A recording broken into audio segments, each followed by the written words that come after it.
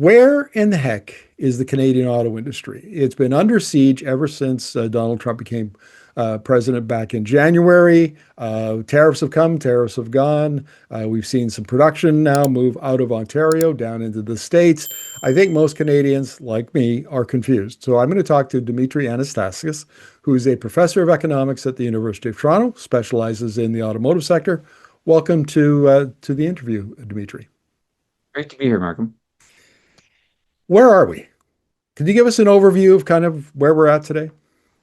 Well, you use the word confusing and confused because it is very confusing in the sense that all Canadians are confused because the policy landscape that we find ourselves is incredibly confusing because it is being directed by someone who has no real sense of the world and how the world actually functions. I mean, we're in this confusion, in this morass of up and down roller coaster because we're dealing with someone who is arbitrary, impulsive, irrational, and is not grounded in any kind of common understanding of basic economics, history, or policy.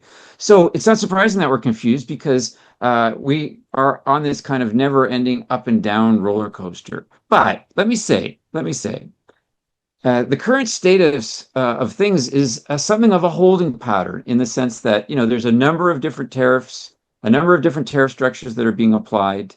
The response of the industry has largely been from the D3, from the Detroit 3, to effectively acquiesce to what Trump is doing here in lots of ways.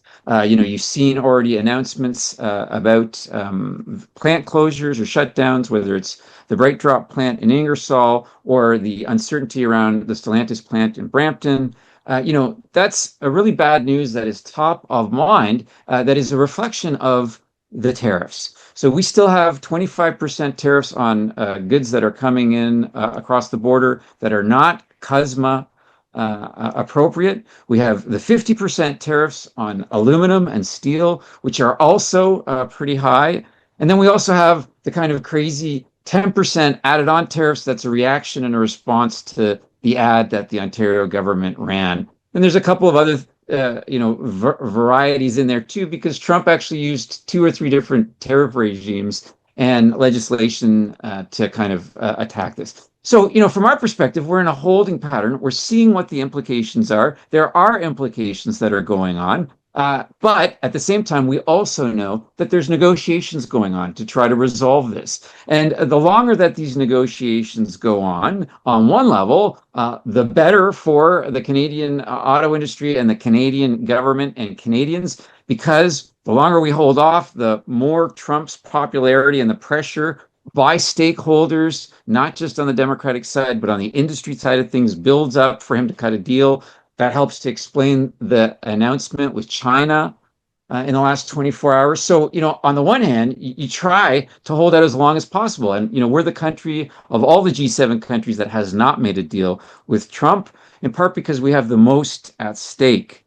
The other flip side of waiting as long as possible or trying to, negotiate the best deal possible, whether or not that's possible, that's a total other thing, is that it increases the uncertainty, it increases the erosion, it increases the kind of impact of cost of the tariffs directly upon consumers, upon the industry, but it continues to erode supply chains, which is really bad for us. You see kinds of announcements where, decisions are being made, not just from the OEMs, from the original equipment manufacturers of the big three, but parts makers too are making decisions. So we're in a holding pattern. It's a slow erosion.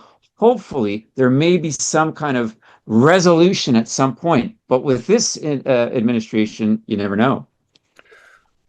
You brought up the supply chains, and Canada actually has, this is not something we talk about a lot, but the suppliers that provide auto parts to the OEMs, there's like over 700 of them, and most of them would be in Ontario. That's a lot of employment. That's a lot of technical expertise that we have, a lot of investment. You hinted that maybe some of the suppliers are taking action. Where are we at with the supply chain? Well, the supply chain, as you say, is there are hundreds of suppliers in Ontario, and sorry, not just in Ontario, but also across Canada. And they are facing the burdens of not just having to deal with the tariffs, which raises their costs, but also the longer term disruption of parts orders going forward this year, next year, the year after, especially on the EV side of things, where a lot of the industry tried to shift towards that, and now that's been cut off because Trump it is an idiot when it comes to that sort of stuff. So that disruption is really causing a lot of turmoil in the parts sector. And just for the numbers, there's probably about 25,000 people in the assembly side of things. And there's over 100,000 usually around on the parts side of things. And those are direct jobs. So it's a big chunk of the industry. And that itself is divided into the tool and die makers, which are in Windsor and other places, and then the parts manufacturers. And then the parts manufacturers, you have a kind of a differentiation too, where you have big ones like Magna and Linamar and Martin Ray, and then a lot of smaller suppliers. The smaller suppliers are facing it pretty dramatically because their costs are going up. Some of their contracts are being reshifted. There's all kinds of turmoil in the industry. Stellantis has just gone to court over their supplier contracts.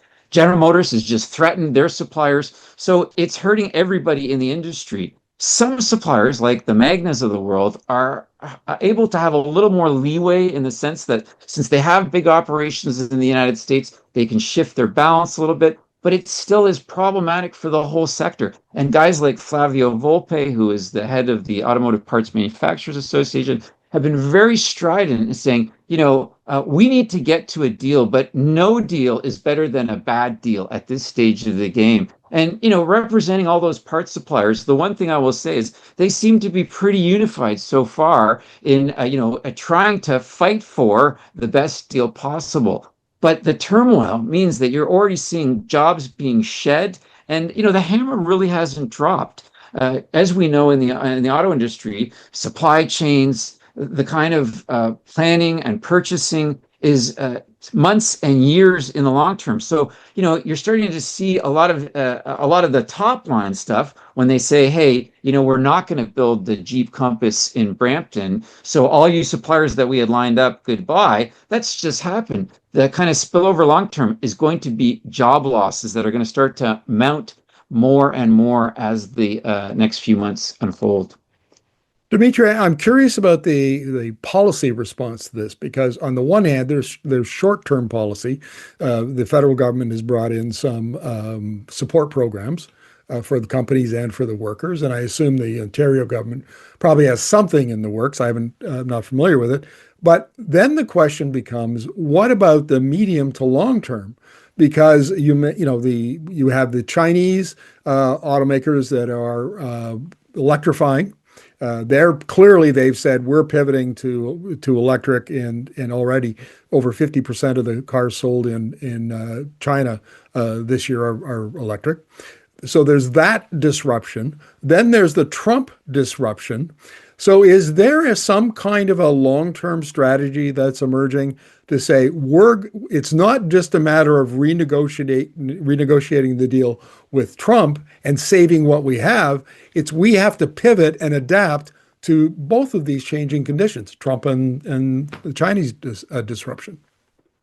Oh, yes, for sure. I mean, in the short term, you've got, as you said, Markham, a kind of immediate supports for the industry, and you're seeing that already. It's not just in automotive too; it's in steel and it's in aluminum, where there's a kind of direct. Let's keep these guys going. It's a little bit almost like what we were doing in COVID in a weird way, but there's that measure. There's also the duty remission plans, which was a plan where we slapped.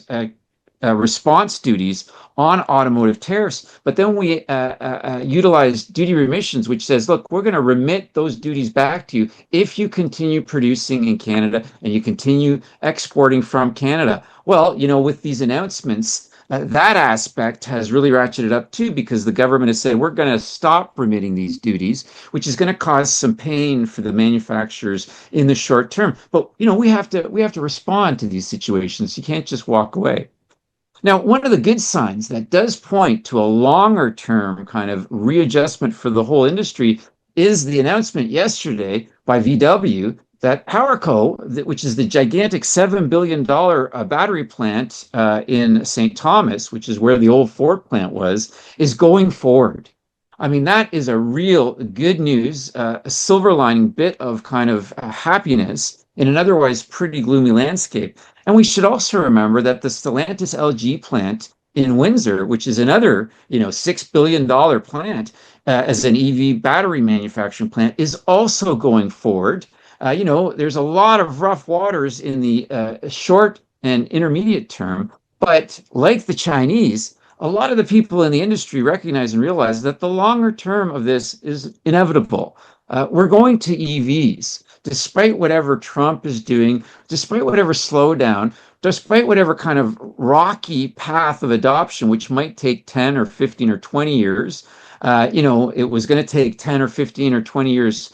Now it might take 10 or 15 or 20 or 30 years to roll it out.